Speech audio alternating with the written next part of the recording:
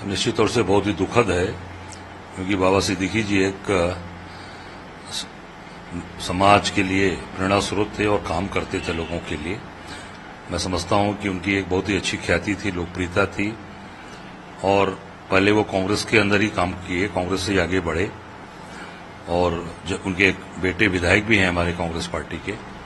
निश्चित तौर से बहुत ही दुखद है और मैं इसकी निंदा करता हूं, और निश्चित तौर से ये एक अच्छे समाज सेवी और एक अच्छे नेता की हत्या कर दी गई।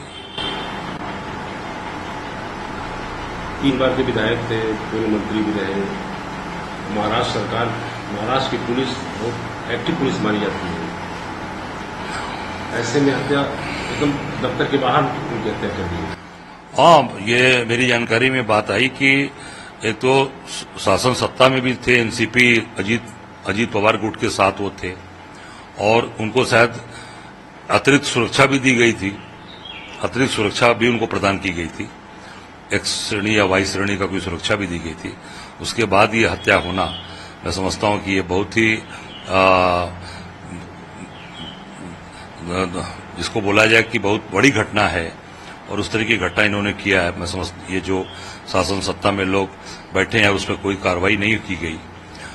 आज उत्तर प्रदेश के अंदर भी देख लीजिए आप, महाराष्ट्र में, राजस्थान में, मध्य प्रदेश में, हर जगह की पूरी तरीके से जंगल राज कायम है, और बहुत ही दुखद घटना है और बहुत ही हीनियस क्राइम है।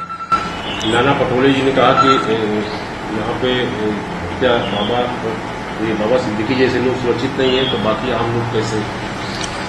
निश्चित तौर से हमारे प्रदेश अध्यक्ष नाना पटोले जी ने जो बात कही है 100% सही कहा, और जब इस कैटेगराइज जिसको सुरक्षा मिली है, और 3 बार के एमएलए मंत्री रहे, और शासन सत्ता उन्हीं की सरकार है, उसमें उनकी हत्या कर दी जा रही है पूरे सुरक्षा के बीच में, तो मैं समझता हूं कि ये बहुत ही दुर्भाग्यपूर्ण है और बहुत ही दुखद है। इसकी मैं घोर निंदा करता हूं। भारतीय जनता पार्टी की सरकार ने, चाहे वो केंद्र की हो और चाहे वो अनैतिक रूप से बनाई हुई महाराष्ट्र की सरकार हो, इन्होंने हिंदुस्तान को सोमालिया बना दिया है। जब जो चाह रहा है वो आ रहा है और हत्या करके चला जा रहा है। आर्थिक राजधानी है मुंबई, और इस तरीके की हत्याएं दुनिया से निवेशकों को डराती हैं। ये अनैतिक सरकार का ही वो है जिसकी वजह से हत्याएं हो रही, चूंकि लोगों में कानून का डर खत्म हो गया है। महाराष्ट्र की सरकार हो या केंद्र की सरकार हो, दोनों सरकारें इस पर जो है कहीं न कहीं शर्मसार होनी चाहिए। महाराष्ट्र में जंगल राज हो गया है, मुंबई में जंगल राज हो गया है, मुंबई को सोमालिया बना दिया है। बाबा सिद्दीकी की हत्या सीधे सीधे आए खुलेआम करके लोग चले जा रहे हैं। इससे शर्मनाक बात सरकार के लिए, भाजपा के लिए क्या हो सकती है?